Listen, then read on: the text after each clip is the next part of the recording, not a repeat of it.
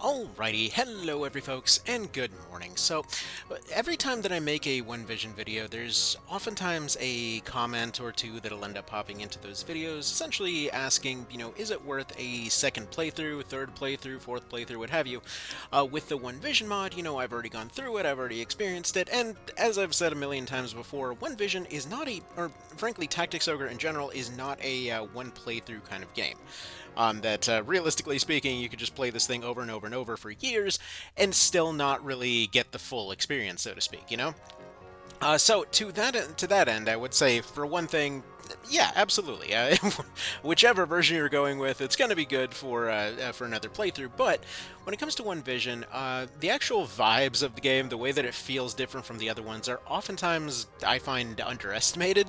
For example, many players will often criticize, like pretty much every Know Your Unit video that I've put out has had something along the lines of, well, I feel like this exact change over here was kind of overpowered, or this thing over here, I don't know how this is going to work with this over here. And simply put, it's because everything's different. Everything in One Vision is entirely its own feeling. And realistically, like, One Vision is to the PSP version like the SNES version is to Night of Lotus in a way, where, like, if we ignore the story stuff, we're talking just mechanics where like so many things have been expanded in really fun ways. So many ideas have been just kind of experimented with and tried out and basically polished from the original version to the point that it feels entirely different. It feels like a very just precision crafted machine. That's one of the reasons that this mod's so beloved by so many people, because it's exceptionally well made. So anyways, I figured I'd just kind of go through a fight here real quick, just kind of showing what some of the kind of later game fights end up looking like, just to give you an idea of what it is, because it's not the ultra hard mode that some think it is. It's not the oh, they tweaked a couple of things kind of mod that many others think it is. And just really in general, it's just something I feel I feel more fans of the series should be aware of, should be trying out, because this is absolutely just as viable of a remake as Reborn is, quite frankly. But the thing is, if we compare the two, like let's say in Reborn's case, they put a big emphasis on making sure that you're seeing more of the story from the voice work, which was really well done, from the new visuals that end up changing the mood in a lot of cases. And it tells a lot of its story through that situation. That it's essentially trying to tell its story through the mood in the room, through the way that people are speaking, through the way that things feel. It's got a very solid kind of emotional core to it that fills out exceptionally well. When it comes to One Vision, it's essentially trying to do a sort of similar thing through in-game mechanics, where it doesn't have access to, let's say, the voice acting or the ability to change the lighting or whatever else. So instead, its focus is on making everything feel fleshed out through the in-game mechanics using what the PSP version already had. Now, on paper, this might seem like, oh, so it's just a few numbers moved around, but no, every single little thing has been tweaked from top to bottom to make every class, every special unit, everything feel right, to make it feel like, the appropriate version of what it's trying to be. That, like, let's say, for example, we have the White Knights, right? And let's say in the Reborn version, what they were doing is they were trying to improve what went wrong with the PSP version. So a lot of their skills were clunky to use, so they made them automatic. A lot of their weapon choices kind of boiled down to like whichever finishers you preferred, or whichever thing would directly do the most damage. So the elemental system expanded on that, or let's say when it came to their spell axis, it mostly stayed the same. That they were trying to be the good boy knight kind of thing, and they served that role. Whereas when you bring them into story fights or whatever else, a lot of their traits were carried through their dialogue, giving them a lot of dramatic line readings and whatever else that end up really selling their characters. So this time around, what One Vision does in this case is that they end up giving them a lot of mechanics that make them feel more like their original counterparts here. That like, let's say, how in the beginning of the game they come in as a March of the Black Queen squad formation, as a bit of a callback to that game, or let's say, I'm not really sure where Paralysis Blade came from on them, because it is kind of an odd one now that I think about it. It never really did make a lot of sense.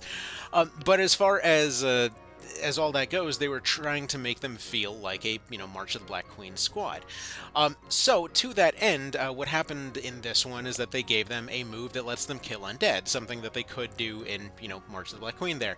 Or, have wider weapon access closer to the SNES version of this game to, again, give them those additional options while still keeping a lot of that sort of D&D-esque character limitation stuff that the tabletop version of, or just the tabletop section, I guess you could say, of all of this was going for. That it's essentially trying to flesh out what was already there, but doing it in a different way. There's no dramatic line readings here, so the mechanics of the character themselves tend to kind of lean in that direction. So, for example, the reason that I mentioned spell access earlier is like in the example of the White Knight, the regular knights in One Vision don't heal directly. They all go for kind of variable versions of different types of heals. Like you saw earlier, that the basic knight has a skill called Aegis, where they don't heal anymore. Their spells are all going to be stuff like this, where it's all just kind of logistical type of spells. But those logistical spells have expanded range, whereas their heal, as you saw right here, comes from regeneration. So they have a skill called Aegis, in which they can boost somebody's defense and give them regeneration. And so this allows them to basically prop somebody up, giving them that feeling of like that field coach, that that frontline commander there, rather than just being the tank. So they're effectively a kind of frontline support kind of thing. And that, even by itself, is again a kind of interesting mix of different parts of the series, because the Knight was not always the hard tank, surprisingly enough. Like back in SNES, the Rune Fencer and the Knight basically were the same class, that they were meant to be the frontline generalist, that they couldn't even heal at that point. The healing thing ended up coming in from the Paladins in March of the Black Queen. This is why Lancelot or Hamilton rather, in this version actually has gold armor as a callback to those Paladins from March of the Black Queen. Incidentally, the Paladin is one of the few Knight variants that actually can use a basic heal spell, because again, it's something that they could, that they sort of classically could do in this series. They actually didn't even get basic healing until, I believe, like the basic Knights, I mean. I think that actually came from Knight of Lotus. But still, the point is, this series has regularly gone out of its way to rework its mechanics in a lot of different ways, and One Vision oftentimes will find a way to sort of weave everything together in a really interesting way here, to kind of make it so that a character still has a lot of the functionality that they later got for quality of life reasons, but does it in a cooler way. So like the White Knight in this case, rather than, like, I'm not going to use this move, but this is just to show you how it works, but rather than giving them an area heal, like they got in OB64, or a basic heal like they got in Knight of Lotus, or March of the Black Queen, or, or the PSP remake, instead, their ability to boost everybody is actually combined with a heal ability. So in this case, they would just be able to go and, let's say, boost everybody's speed, but they would also be able to heal them for the same amount. And this has a ton of play mechanically. Not only does it play exceptionally well with things like, you could go and hit this guy, and then you boost up your TP, and then you move that over here, and then spend that TP to heal them and speed them up. Or let's say you're in a situation that you don't have a good shot to land, like you're not feeling super confident in this mace hitting with that only 55%. This guy's pretty dodgy. So instead, let's say we end up going and using a ginseng, which is going to be over here. It's one of the basic items you use all the time for a 50 TP charge, and then you can go and heal everybody for 100 plus over there, plus also speed up their next turns for a big turnaround. But additionally, like other stuff that has to be considered in this, is that the move itself obviously still has a cost, and a recovery time 20 isn't too much, but with all of these other actions put together, that next turn might take a little bit of a while. So they might essentially expend themselves for a decently long time to go prop up a couple of other people, keeping that sort of frontline, pushing everybody forward to do their best kind of situation, while keeping their original speed boost thing, while fitting it in with their healing ability. Like, the One Vision mod is exceptionally good. Like, Rakes is, as far as I'm concerned, a goddamn genius as far as working together mechanics and themes in really cool ways. Like, seriously, somebody get this man a dev studio. Anyway, I assume, I assume, dude. I always assume. I think that was confirmed at some point. Anyway, like for example, right here. You know how I mentioned earlier that we might use an item to avoid, let's say, attacking a guy because that mace swing was pretty lightweight. Well, if you think about a shield, it's a pretty large object. It's gonna be pretty easy to hit with a shield. So you could always just ram this guy with his heavy shield, hit him with a stun here, and then go ahead and move over here. And I already can hear the comment somebody put for that. Like, oh man, it makes sense that all shields stun now because, they're big and heavy. But that's the thing. There's a ton of little shields, or a ton of variety in terms of those shields. Like, let's say, we have our heavy shields here that are good for stunning a target, but will essentially they'll do more damage and they'll stun somebody. You have other ones that will, let's say, knock a target back normally, or you have your very light shields that you can just go slap somebody across the neck with to inflict a silence. You've got other ones that reflect damage passively, and you've got others that can be used to... I forget if the poison spike shield is still... I want to say the poison spike shield was too nutty and was taken out. But then, like, let's say you've got a main gauche, a parrying dagger, which sacrifices a lot of defense for a lot of evasion, and can be used to break somebody's arm. There's, again, just options on options on options and options. Like, you know how I mentioned in a lot of Reborn videos that it makes a lot of sense for wizards to have some way to weaken something, carry around a branded sacrifice or what have you? Like, in this one, you have a thing called the Flame and Void, or just the casting totem that they can slap into their shield slot to inflict a weaken on somebody, while also serving as a sort of way to turn an offhand weapon into a spellcasting weapon. Like right here, she's getting 18 intelligence, more or less the same as a staff, but instead is switching to a dagger finisher set. She has a way to inflict a weaken with this. Potentially, this combination might be lighter than a staff, but it doesn't have access to the same finishers. Maybe doesn't have the same kind of overall stuff to it. So either way, again, just the amount of tweaking that you can do to improve your team is nuts. And again, a lot of things that previously were undersold, like back attack. Nobody used back attack in any version. Funnily enough, I don't even feel like when I was doing the video for Reborn, I don't feel like I was giving it enough justice there as far as its role in Reborn there. Because back attack in Reborn does have a very oddly specific role that I completely blanked on when I was going and making that video, in which it actually is one of the few ways to boost finisher accuracy as well. Anyway, because yeah, back attack still applies in situations where you're using a finisher. It's kind of like Slayer skills in that way. Anyway, sorry, randomly choked there. So yeah. In general, the fights in One Vision tend to be a lot more, I guess you could say, methodical. You typically will play a lot more cautiously in this mod. Like one of the things that Reborn really nailed as far as its kind of everything was its speed. I've regularly said that it has like a sort of speed chest feeling, right? And basically what I meant by this is just you could immediately take one glance of everything around you. It's like, okay, I get a general sense for where certain elements are. I get a general sense for how they're all acting. I get a, you basically always have a sort of general idea in front of you of what exactly you want to be doing. And so you can oftentimes plan ahead, like I move here, block here, element on this guy, finisher on this guy. Like it gives you a very kind of constant, snappy, speed chest kind of feeling, and that feels awesome. And it's a really unique vibe in and of itself. That's why I oftentimes will say that when it comes to One Vision and Reborn, there's not really any competition because they're completely different kind of headspaces to be in. Like when you're just kind of sitting down and hoping to just kind of plan out your moves, as it were, typically One Vision is going to be a lot better at that particular thing. And when it comes to more immediate kind of decisions, immediate actions, immediate attacks, counterattacks, and whatever else, again, a more speed chest kind of feeling. That's when we get Reborn there. So again, it's just a fun headspace to be in there. It's a very unique kind of game. In both cases, it's a very unique kind of experience.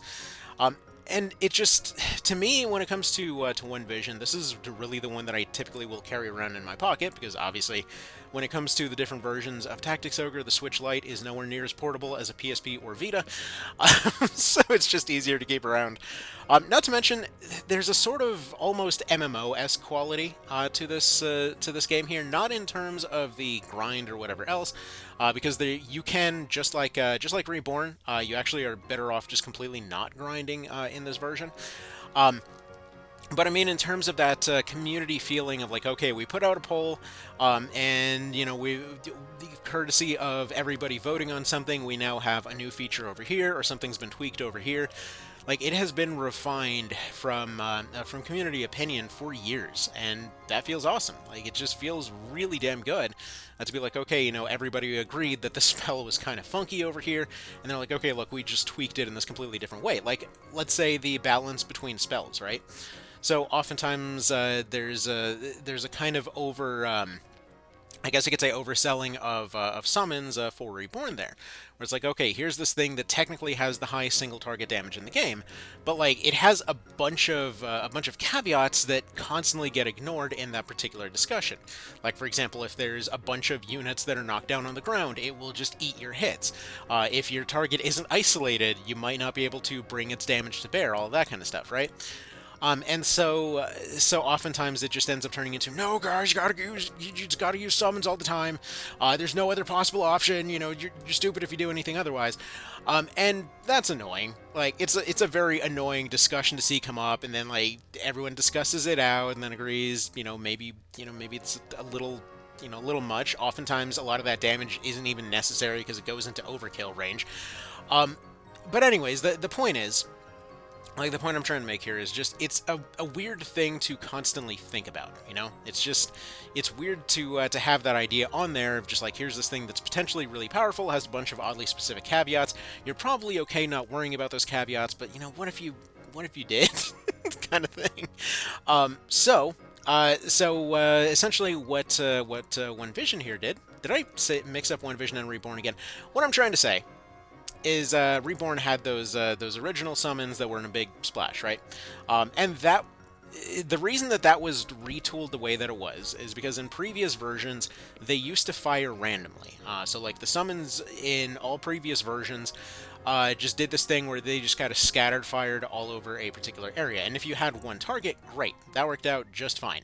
But if you didn't, you could wind up in a situation that all your shots landed on the wrong guy or landed on an empty tile or what have you.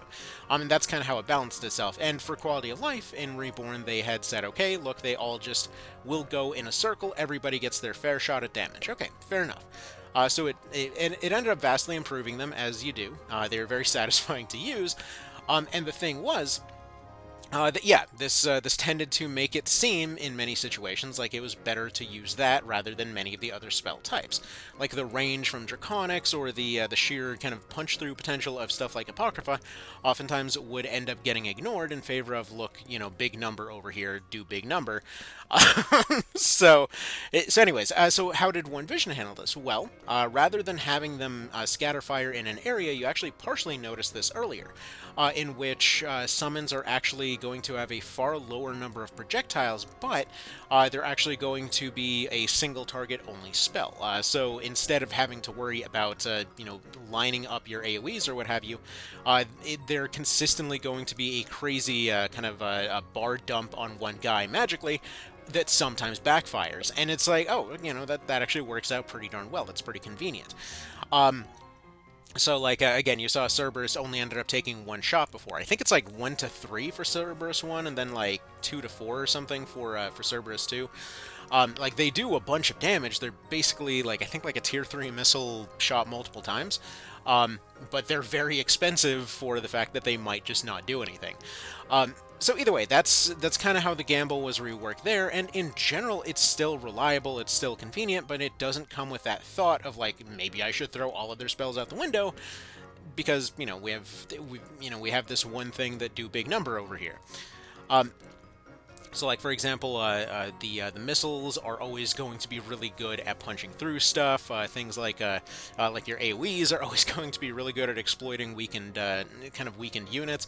I would say kind of you could in many ways argue that the splash spells in One Vision are somewhat similar to the archers in Reborn there, where they seem really weak at first, and then you play around with them a little bit, and it's like, okay, under the right circumstances, they're potentially very devastating, But what's funny is overall these still end up using the same mechanics. You're still oftentimes trying to guarantee hits. You're still, you're still trying to kind of keep your whole party contained here, so to speak. Um, like it just feels good. It feels good. And what's funny is that while individually many of these spells or abilities or whatever else seem overpowered, it kind of goes down that mindset of, it's not overpowered because everything's overpowered. Before we're not sure if the world could handle your power. Now we have to worry if it's enough, kind of thing. So like right here, with the clerics being able to near fully heal off of a basic heal, essentially what this translates to is that you more or less are doing a lot of the same stuff that you used to do before, but instead of, let's say, looking for heals 1 through 4, instead all of your heals just come from a single spell. But like a regular heal with no modification whatsoever, like low mind, low everything type of caster will do what would have been the equivalent of like a heal 1 back in the other versions, whereas they would be doing the equivalent of like a heal 2 in their basic sense if they were, let's say, using using some mind equipment. So like let's say just anything that boosts mind. Like let's say this lady over here is running a book for some mind, running a ring of wisdom for some mind. Just a couple slots dedicated to it. And so this works nicely in her case. She's got a decent bit of heal on there, but additionally, every one of their other abilities can sort of stack this up as well. So like Consecrate, which nobody really ever used before, that would shut down undead units, instead also gives Healcraft in an area. Because the formula was figured out for healing to scale in one vision, this means that Healcraft gets a huge chance to finally play a part. I mean, it's not that it was useless. Like in Reborn, it still has its use cases. It was pretty useful for boosting any AoE healers and whatever else. But it still was relatively weak compared to something like Mother's Blessing or what have you. It was a nice to have, but not necessarily mandatory. You'd set it up beforehand. It would last a while. All well and good. In this case, Consecrate essentially allows for one person to dedicate a decent chunk of their bar to give Healcraft to everybody nearby. And this Healcraft, we're talking like a 30-40% increase in the amount of healing that they're doing, which was already pretty up there. So they're potentially getting a huge return on that particular thing there. So either way, very potentially strong stuff there. But what we're seeing there is that that isn't even their kind of final form, so to speak. So like they boost it through their mind, they boost it through their equipment, they put on a Healcraft through this skill here. Consequently, it's cool that turning on Healcraft is the same thing that shuts down zombies, because it's like this area is fully consecrated. Everybody here got their connection restored, so to speak. But then on top of that, we have where is it here? We still have Mother's Blessing, which does the same thing as before, that it just doubles the health healed by the next divine spell. So basically what this does is that it gives you potentially, like in her case, up to 400 that she's healing off of a basic spell there, which is, it would be 80% of this dragon's health, for example. So it's like, it feels incredible to have it play that way, So are there still, limitations on some of the engine stuff and whatever else? Sure, but what's interesting, and one of the reasons that One Vision is designed in such an interesting way, is that it's actually got the same kind of mindset of something like a Metal Gear Peace Walker or what have you, where they've actually kind of taken advantage of the old limitations to create something special.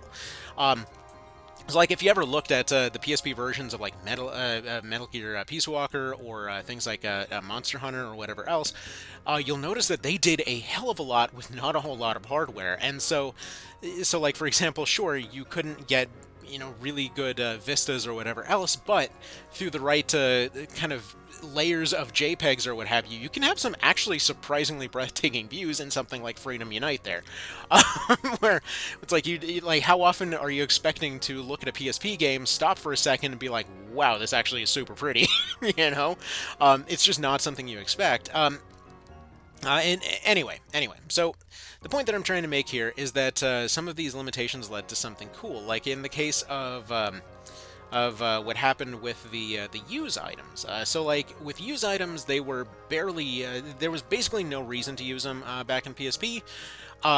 Simply put, because they you always had scroll effects long before you got the item itself. Like, why would you really bother using something like wing boots, which would end up taking away any stats that you'd get in that particular slot, when you could, for example, just go collect a chariot card and just fly? Why would you ever bother with something like that? Whereas this time around, not only are those items something that you actually want to use, so for example, the wing boots will let you activate them to fly, but additionally will still be a very, very lightweight avoidance item, which means that they're extremely lightweight armor, making them very, very good for a more nimble unit. They're still sacrificing a decent bit of defense, they don't protect you much, but still, you can feel the speediness of a unit using this, and it feels almost balanced to force them to activate the item instead. Or let's say, something like a Cloud Ring, which I think I actually have. Yeah, I don't have it on this team right. No, you have it. Okay. Something like a Cloud Ring, like a hovering effect, is not necessarily very good, and it's something that you actually get from Healcraft Powder in the mod.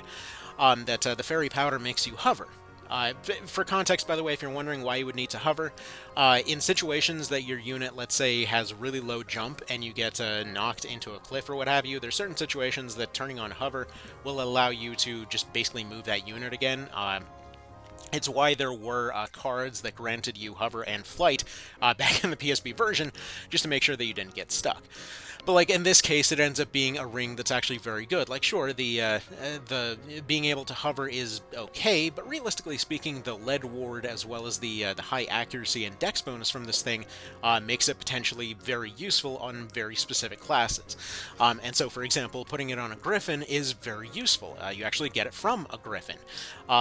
In this particular case, she's somebody that's particularly well suited for using this thing. But still, you get the general idea, though, that everything has been reworked in a very thoughtful way. So that that feels very nice.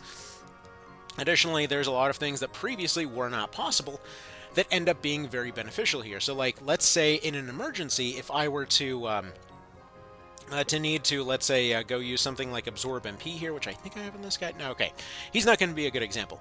But, like, let's say Absorb MP, right? It's an ability that used to be passive that you would just slot in on somebody, and they would absorb MP that was cast at them. Very oddly specific. Nobody really ever used it. Something like Drain MP was kind of a bit of a bummer ability, because whenever you went and used it, you were potentially giving up something way worse. It oftentimes wasn't enough to completely shut down a caster, but it also wasn't enough to really make up for its own cost in a lot of cases. When Reborn reworked it, they did make it so that usually it was pretty solid as a way to sort of suppress a caster, but for the most part, it was it still wasn't anything terribly. It wasn't amazing, but it still had its uses. Whereas, let's say in this particular case, if you were to use Absorb MP, not only could you use it on allies to, let's say, borrow MP between your units, but additionally you got the passive effect of absorbing MP that was fired at you. It was an action move, so you could just go and essentially do the Drain Mind effect at a short distance. Effectively, it's a weaponized version of the Draw command from FF8. I think he said that was what directly inspired it. Alright, another cool thing, by the way, is what I like to call the consolidation phase here. So, reviving, you might have noticed I haven't revived this guy yet. Reviving is very interesting in OV here. So, like, one of the few ways that you could, let's say, go and completely restore somebody's health is, like, let's say, taking a necromancer, temporarily turning them undead, and then bringing them back to life through Entomb, which used to be the old Evanescence Ninja mechanic, and effectively it's just putting them in that pseudo-undead state, but taking away the limitation that undead stuff that beneficial undead stuff can't benefit them. So, like, let's say, you wanted to completely restore somebody's health, you would say Entomb them to spend 40 TP as well as your primary action to turn them into the still state, and then use Animate Dead for another 20 TP here to instantly revive them. So it would put them at a severe RT disadvantage, but it would completely rebuild somebody. And so that would be really useful in cases like this guy, where he's got basically no health left. He's got a couple debuffs on him. There's going to be cases in one vision where you've got like 5, 10 debuffs completely crippling somebody. They're barely, chugging along, and then, Necromancer comes along. Is like, I can technically rebuild you, Whereas, for example, somebody like a cleric might say instead go for a tabula rasa to clear all those debuffs and go for a regular heal if they've gotten their stuff set up. Or in this case, we're going to go ahead and use him instead as a way to improve our situation by reviving this guy. That's why I went and reset his turn. So, for example, in this case, the revives in this one require the sacrifice of another unit. Now, it doesn't harm them in the long run in any way, but it does create a fun strategic situation where you are essentially putting a unit back on the bench in order to go and bring somebody else back. And this is one that I've heard mentioned over and over, like, oh, I don't know, revives are supposed to be done the normal way, you guys. This change is brilliant for the actual strategy of this game. Because it just kind of fundamentally changes the way that you think about an absolute ton of stuff. As far as your overall strategy goes, it tends to bring in that idea it's kind of like bringing in the good parts of a no-in-cap run without the annoying bullshit. Like, you can still lose units, but you're still paying a cost for it. You're still effectively on the same level as the AI in terms of just not losing, not just completely revive spamming your way to victory, but it leads to a lot of just kind of interesting rethinkings of stuff that was previously there. So, like, let's say, let's take, for example, something like, well, how do we want to address this exactly? So, like, if we look at it this way, it kind of ends up boosting things like, let's say, recruits, where instead of recruits simply being, I want that person's equipment, or I want that, I want that particular unit, or whatever else. Instead, we have a situation where it's like, okay, if we use recruit, we can go convince that guy to go and sacrifice themselves to bring back our units. Let's say we go ahead and we use.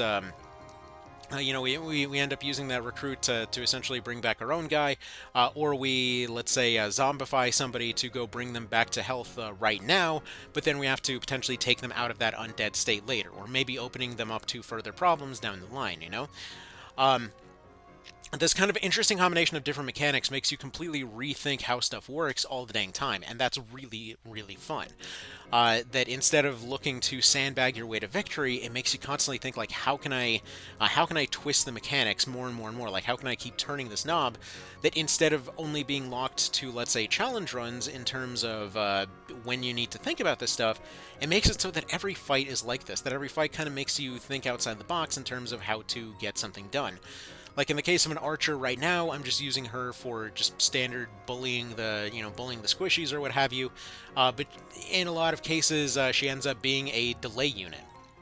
I don't know why I'm looking at everywhere else. I'm trying to get to the magic menu. Anyway. It's like, the old trick arrows are now on archers as well. Which again, works really nice for suppression. Suppression of various kinds is actually a very important mechanic in this mod.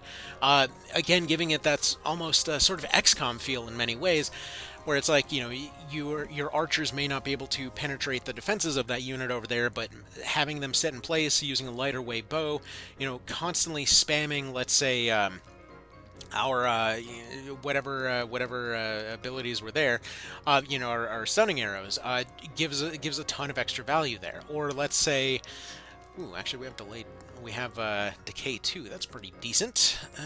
That's not gonna hit these guys though. Anyway, sorry, I completely lost my train of thought there for a little bit. But it tends to make a lot more things interact with each other, is what I'm really trying to get across here.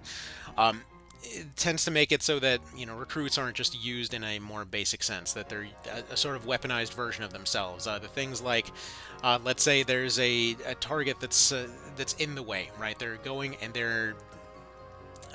I'm actually surprised that missed. But, like, let's say there's somebody that is... Okay, sorry, I had to do a quick little coffee break and then realized that, dang it, something went and landed in my coffee. because we grew a bunch of cucumbers and ended up leaving them in the fridge too long, and got another fly problem.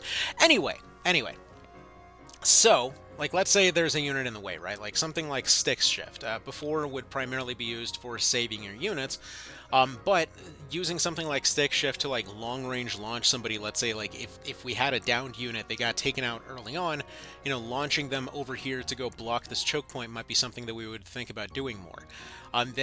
Just focusing on direct damage will rarely, if ever, be your way to get things done in this mod, and that is extremely satisfying. It's not that it, you know, wasn't necessarily true in something like Reborn as well. Obviously, when it came to RB, it did do a lot of stuff right there. But what I'm trying to say is that when it comes to just kind of thinking about this stuff constantly, like, OneVision has that absolutely on lock here. That like, every moment of this game, you're constantly going and thinking about the next move, about how to pair it with another move, how to make units go and interact with each other in some way that'll improve your situation. That the builds are less about how can I optimize my damage for biggest number go up, but instead it's like, okay, you know, this unit over here has, let's say, this evade ability, but they don't have steadfast. So in this case, I might be able to use them as a frontline support, having them partially serve as a healer through their water magic here, have them partially serve as TP suppression through that same water magic. In fact, actually, all the magic stuff has so many different effects to it that it just feels like it kind of gives me vibes of back when my brother was trying to teach me Magic the Gathering and stuff like that. That it's just this feeling of like every element feels very proper to what it should be. From magic being able to poison and like corrode stuff around you to create mud. A lot of this stuff was stuff that was already there, but it's essentially tweaked to a more interesting direction. Let's say. We covered a lot of this stuff earlier, but stuff like lightning being good at kind of supercharging your units. Things like earth is generally going to be better at defensive type of stuff. Magic or light is going to be potentially getting a bonus versus undead and whatnot. I say potentially. You noticed earlier how much he was doing versus that skeleton there. I mean, hell, this is even before getting into the fact that the way that every ability has been reworked means that you pretty much never have those moments where it feels like something was worthless. Like, let's say, you know how Knight Commander, let's say back in PSP, or to some extent, I guess you could say to some extent Reborn, nobody really uses Knight Commander for, ice barrages or whatever else. But, like, back in PSP, their ability to cast magic was basically pointless. That they would almost always do 1 or 100, depending on which spell they were using. It was very just kind of tacked on, and a lot of classes had that feeling. And so, like, in OV's case here, any unit that's able to cast typically will be able to cast to a minimum degree of effectiveness. And in a lot of cases, the ways that they got there were kind of interesting as well. So, like, let's say when we were looking at the Ranger the other day, they're not really meant to be much of an offensive caster, but they are meant to be able to, let's say, take advantage of weapon effects while also doing debuffs, so they end up having a higher mind score than usual. So there's a lot of that. There's a lot of that that's around, and additionally, it's worth noting that every single finisher actually has a element this time around. So, like, for example, if you had somebody that was specializing in a particular element, you might want to bring that along with them, to go pair up their weapons. Elemental weapons in general are a lot more available than they were back in PSP. Hell, even more so than in Reborn. When it comes to equipment, I've said this again and again, but you've noticed how the tanks are tanking, the lightweights are evasive. The way that the armor balance is handled makes everything feel effective. Like, casters are extremely resistant to anything magic related. You probably noticed earlier that even with those higher end spells, versus tanks, Donalto was absolutely kicking ass. Versus somebody like those casters there, it was practically bouncing off. And again, same old balance that feels very good here.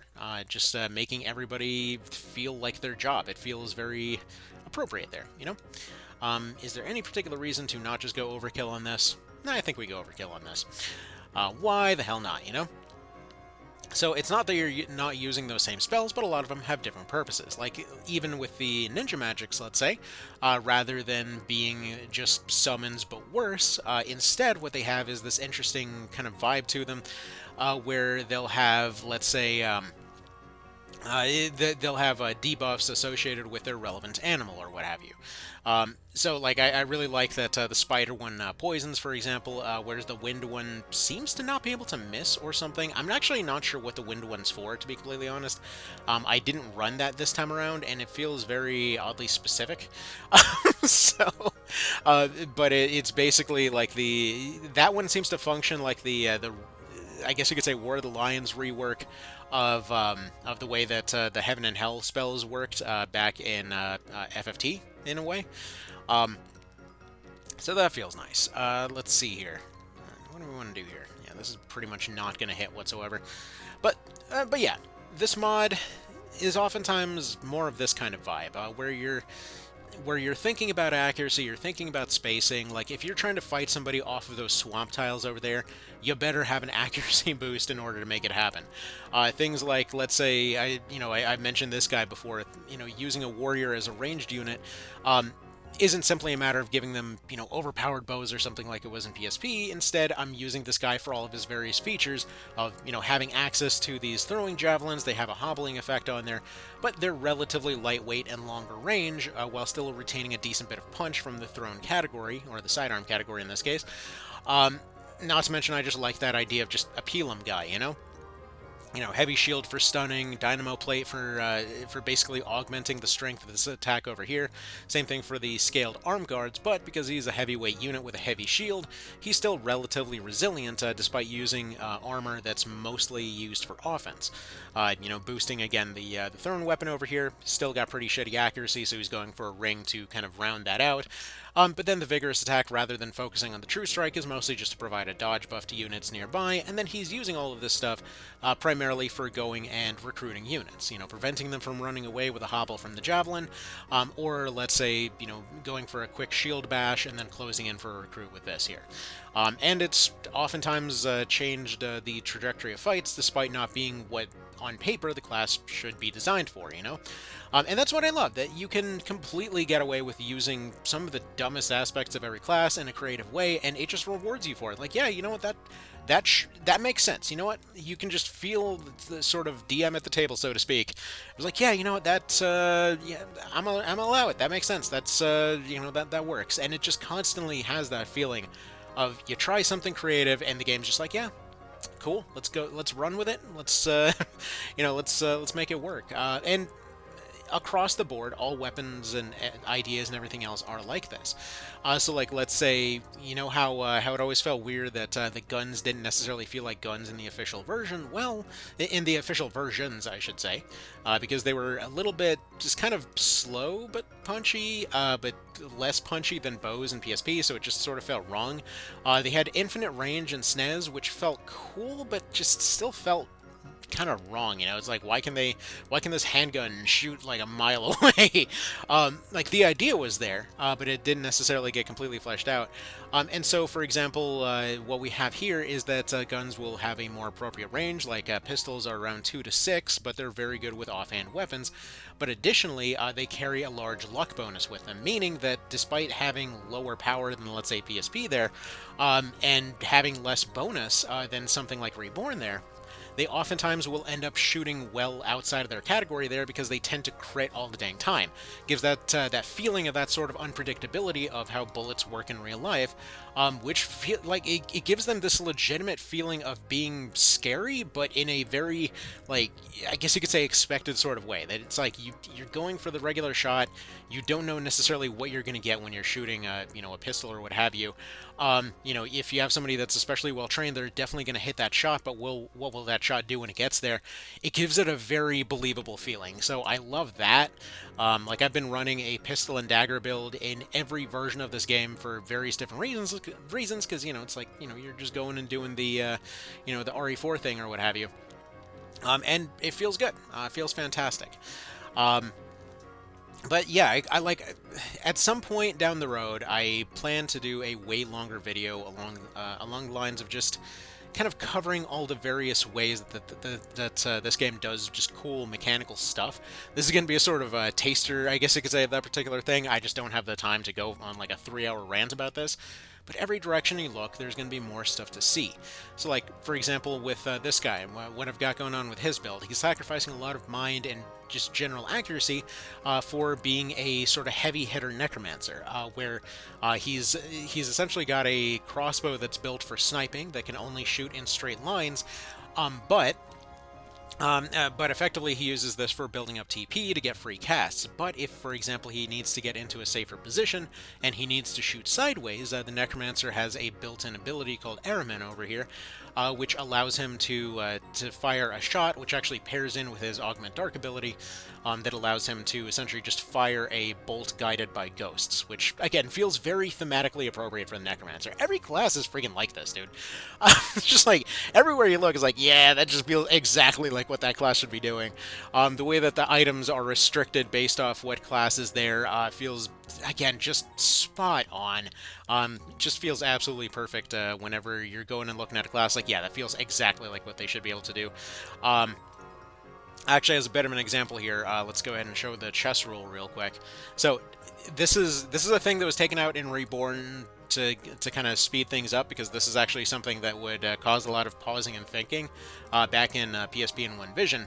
But this has what's known as the chess rule, where it actually doesn't count as a chariot usage if you were to, say, still be holding onto your piece. That's why I call it the chess rule. I don't know if it was intentional or just a mechanical limitation, but it kind of feels like that rule in chess where it's like you made the move and it's like, you know, hold on, I think that that rook might be better over here, kind of thing. So, like, let's say in this case, I was going for that attack while rambling, and then noticed while he was already swinging his weapon, like, I could have done this a bit better. Where it's like, instead he has a shell bust for going and reducing defense, while also potentially allowing him to break out of his debuffs, which unfortunately didn't land, so bummer. So we'll just go ahead and stun her with a shield bash and back off to let somebody else take over. I should probably point out with these loot bags, at this point, there's not even a reason to go collect them, because we finally have the best version of the loot collection mechanic, wherein items are just automatically collected by whoever happens to run over them. So whichever team gets it, you get the items, as it should be.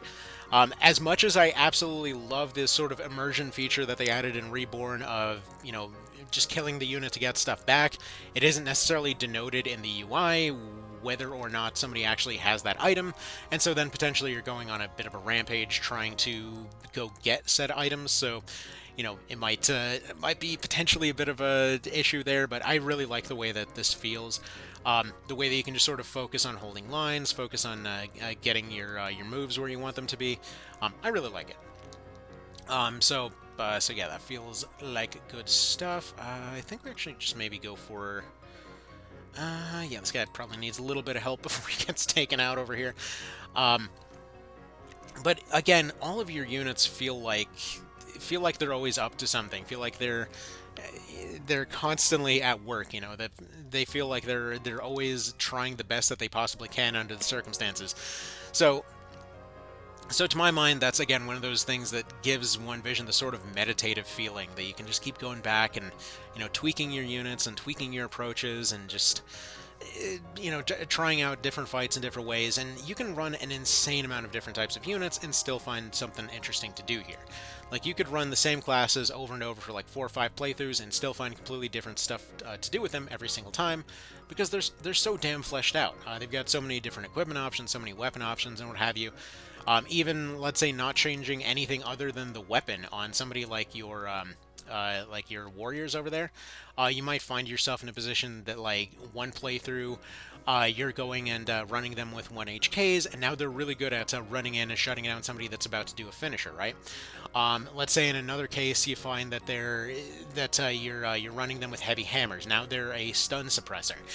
Let's say you're running them with heavy two-handers, the kind of heavier version of the two-handers there. Now let's say you're going and slowing units down that way, or let's say you're running them with the peel 'em and shield combo that we've got over here. That's got its own stuff going on here. Let's say you're going through and oh, no, we just... Yeah, I guess we can just end with this. You know, let's say another time you're going for an undead hammer over here, and now suddenly he's an undead hunter sort, but maybe you're running a crossbow in his offhand to be a poisonous crossbow guy. Maybe you're... Ooh, we actually have the full dragon scale set now. Nice. Um, Anyway, yeah, it's actually worth noting that yeah, dragon scales or the dragon set is actually unique this time around.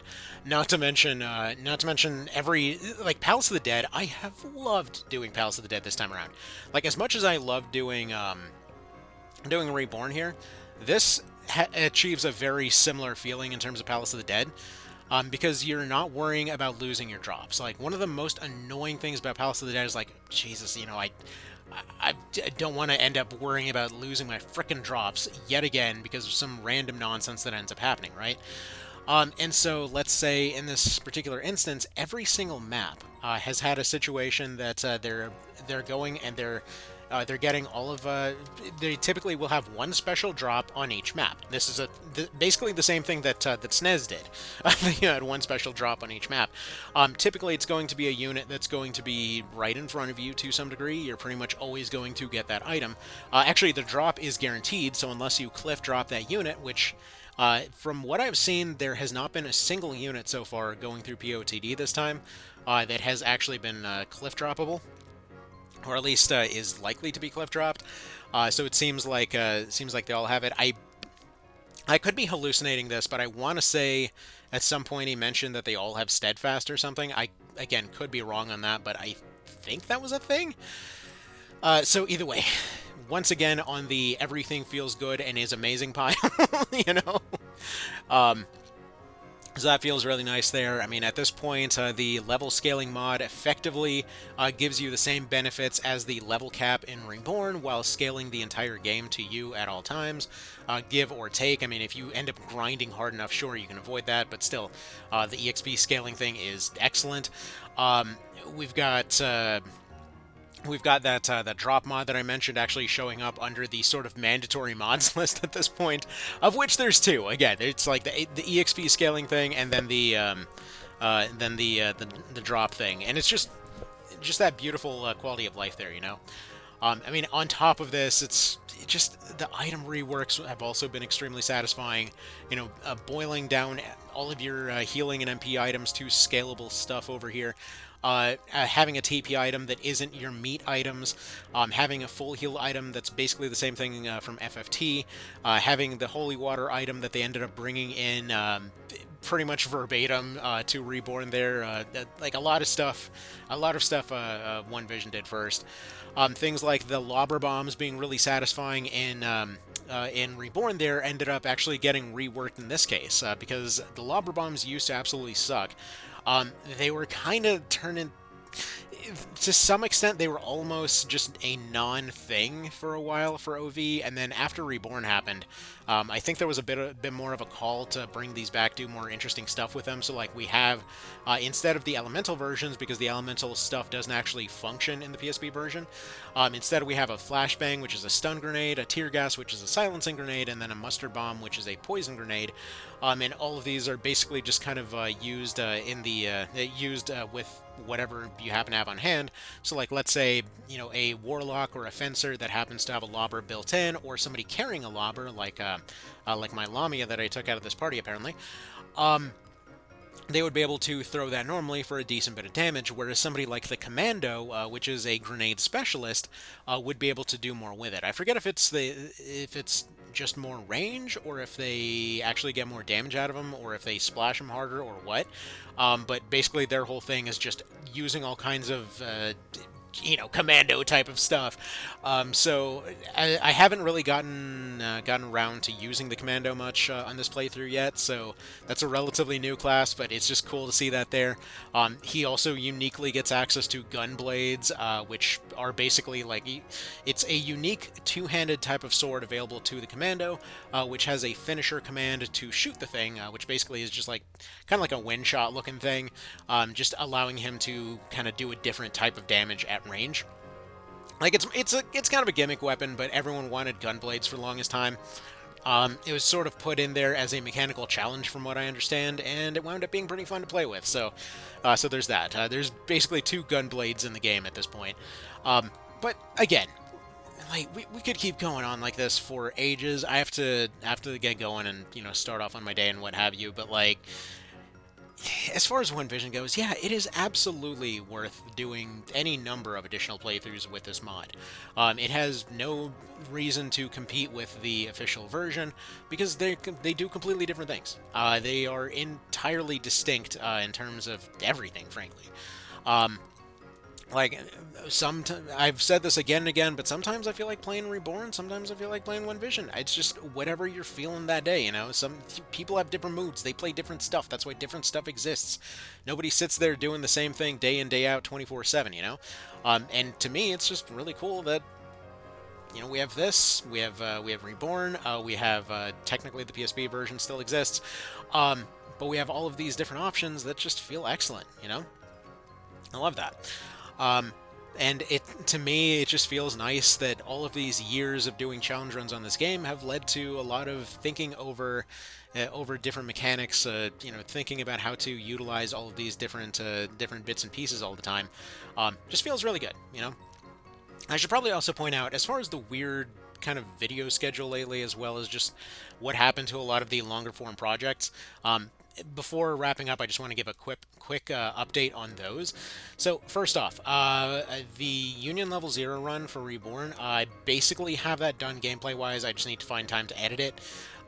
Just wasn't really feeling it today. As far as, let's see, as far as just weird schedules in general, like I mentioned this a few times in random comments or what have you, but I've been kind of dealing with just life stuff in general. My car's transmission failed recently, and like it's kind of in that weird position where it's not quite completely dead, so I don't want to go and scrap it, but I'm trying to find somebody to buy the thing so I can hopefully get something that runs so that I can get back to doing deliveries. I'm also trying to figure out how to do more kind of work at home type of stuff. So it's just been a lot of complications of, still getting the kiddos to school, still doing our foster animals and stuff, most of which have found homes at this point. But like, it's been complicated is the long and short of that. So I'm trying to figure out how to deal with all that. Really, it's the main car thing that's the main stressor at the moment. So I'm trying to figure out how to get that dealt with. Currently, plans are certainly up in the air because frankly there's a lot of cars in a similar position, so not a whole lot of motivation for people to buy something that still technically runs but not really, and is also rusty and busted up, so so it's a bit of a hard sell there. I mean, there's plenty of other folks selling cars that technically sort of function. So, been trying to get somebody to do some sort of trade or whatever else, but again, it's just like, it's objectively not necessarily a good decision on their part, so kind of looking for a pity trade somewhere. Hopefully going to find something, but, stress is going to stress, on top of just a whole bunch of other random stuff that would be kind of difficult to explain. But yeah, so that's kind of what's been going on there. So hopefully that'll be resolved at some point. And then once everything's resolved, once everything's all figured out, I'm thinking once the kiddos go to school, once I figure out some other work I can do from home, in between the gaps there, I think it might be possible to open up streaming stuff again. I think. It should be doable. We'll kind of see how that goes, play it by ear. I'm not going to go risk anything else for the purpose of working that back in, but I think it might technically be possible. So we'll see how that works out. So yeah, that's kind of about where we're at on that one at the moment. And all right, y'all have yourselves a good one. Thank you for sticking by this channel through the highs and lows, as it were. It's definitely been a bit of a quieter last few months, as you'd expect, with all the schedule stuff that had happened in the world. School and whatnot. And yeah, we'll see what we're doing in the future. Funnily enough, actually, I was planning to cover that Visions of Mana thing that was coming out, and it's funny because so Square had actually switched to a different way that they do codes, so I went and applied for that whole thing, and then immediately an article came out saying that they were closing down that studio. I'm like, I wonder what the hell's going on there. It seems like a bit of a harsh time to be working over there. So either way, I don't know what's going on there. I might cover it if they send a code. I don't exactly have the spare change to go and you know, covered otherwise, and not gonna go ask anybody else to cover it. It's funny, a few folks have offered over, over the years of like, here, let me go get XYZ random thing for you. Literally, unless it's forced, I almost always don't go out of my way to accept because it just sort of feels wrong. It's like, why are you giving me free stuff? The corporation can do it. Anyway, but still, I appreciate all the support from folks over the years. It goes a long way. It's hard to put into words there, but anyway, y'all have yourselves a good one. I will check in with you later, and take care. Bye.